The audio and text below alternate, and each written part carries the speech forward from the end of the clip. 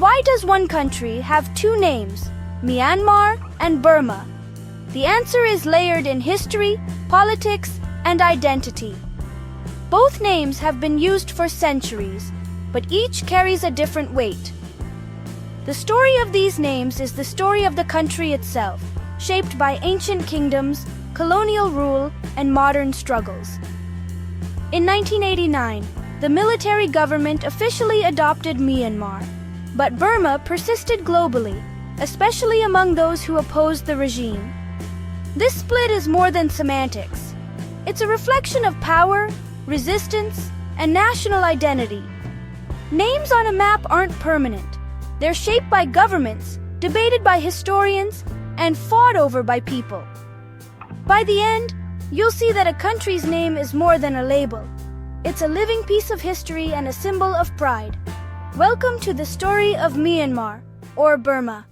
Let's begin. How do we uncover the stories behind country names? At CSEP Pandi, we dig deep into the origins, meanings, and controversies of names on the map. Every name has a hidden story, sometimes a mystery, sometimes a battleground of ideas. We treat each country's name like a detective story, searching for clues in ancient texts, old maps, and living languages. Was a name chosen by a king, a colonial power, or the people themselves?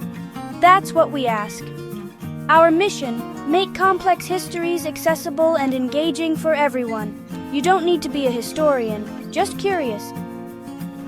We break down the connections between language, culture, and politics, showing how names reflect the world's diversity. CSEP Pandi is your guide to these hidden stories, one country at a time. As we explore Myanmar's name, remember, every label on the map has a tale to tell. Join us as we reveal the human stories behind the names. The story of Myanmar is just one example of the puzzles we love to solve. Let's keep exploring. To understand Myanmar's name, we need to know its place. Nestled between India, China, Thailand, and Bangladesh, Myanmar is a bridge between South and Southeast Asia. Its geography, mountains in the north, fertile plains along the Irrawaddy River, and a long coastline, has shaped its history and diversity. The Irrawaddy River is the country's lifeblood, supporting rice farming and dense populations. Myanmar is a tapestry of cultures. Floating markets, ancient temples, and golden pagodas dot the landscape. These pagodas aren't just landmarks. They're central to daily life and spirituality. The country's diversity is rooted in its geography. Mountains have isolated ethnic groups, creating a mosaic of languages and traditions. This diversity has also led to conflict, as the Bamar majority in the Central Plains has often clashed with ethnic minorities in the border regions. The tension between center and periphery is a constant theme in Myanmar's story. The landscape itself tells a story of unity and division. Understanding this geography is key to understanding the debate over the country's name. Myanmar's land is as complex as its identity. The story of its name is written into its mountains, rivers, and cities. Let's see how history shaped what the world calls this land.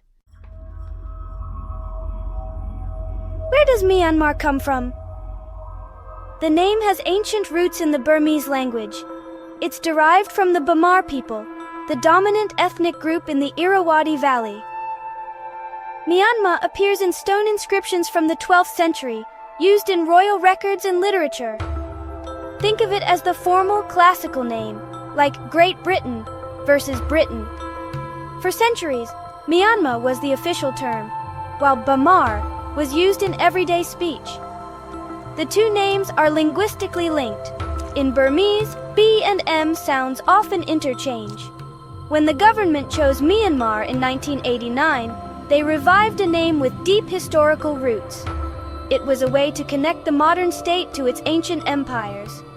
For a long time, Myanmar was used internally, while the outside world knew the country by a different name. That's where the story gets complicated.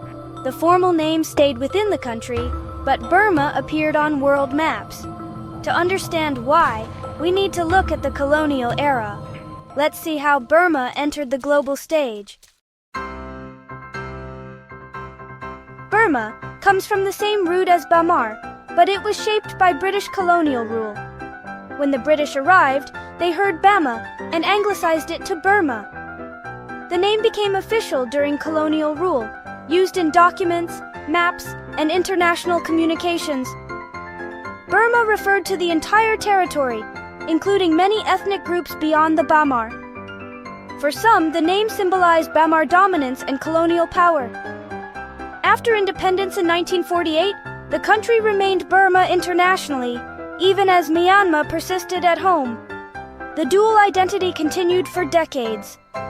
The stage was set for a dramatic change. Let's see what happened next. In 1989, the military junta changed the country's English name from Burma to Myanmar. This was part of a broader campaign to replace colonial-era names with ones closer to Burmese pronunciation. The government claimed it was reclaiming national identity and breaking from colonial history. Myanmar was presented as more authentic and inclusive. But the timing was political. The change came after a violent crackdown on pro-democracy protests. Many saw the new name as an attempt by the military to legitimize its rule. Using Myanmar became a political statement, while Burma signaled support for the democracy movement. The debate was less about language and more about power. The name itself became a symbol of division, inside the country and around the world. A single word now carried the weight of a nation's struggle. The controversy was just beginning. After 1989, the world split over which name to use. The UN and many Asian neighbors adopted Myanmar, respecting the government's choice. Western democracies like the US and UK stuck with Burma, refusing to recognize the military regime. News organizations also had to choose, with some using Myanmar, others Burma, and many explaining both. The choice of name became a subtle political signal. In recent years, as Myanmar opened up, some countries softened their stance, using both names in different contexts. Today, you'll see Myanmar and Burma used side by side. The debate reflects how politics and geography are deeply intertwined. A name is never just a name, it's a statement. The world's division over the name continues.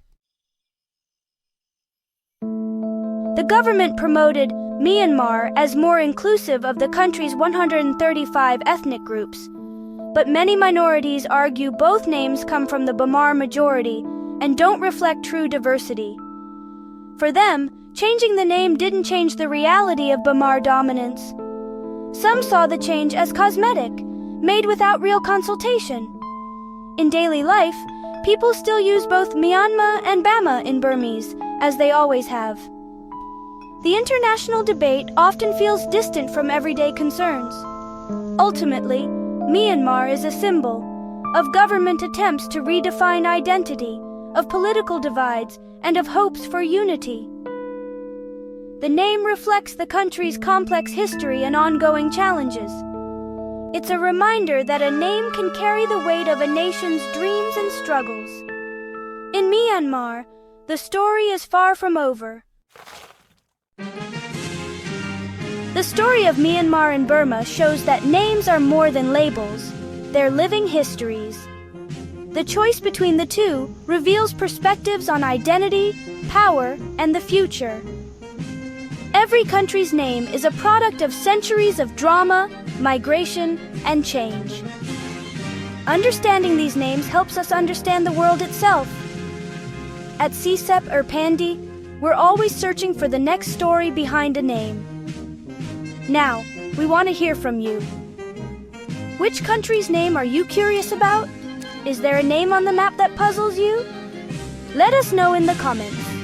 Your suggestion could be our next journey. Together, let's keep uncovering the hidden stories that shape our world.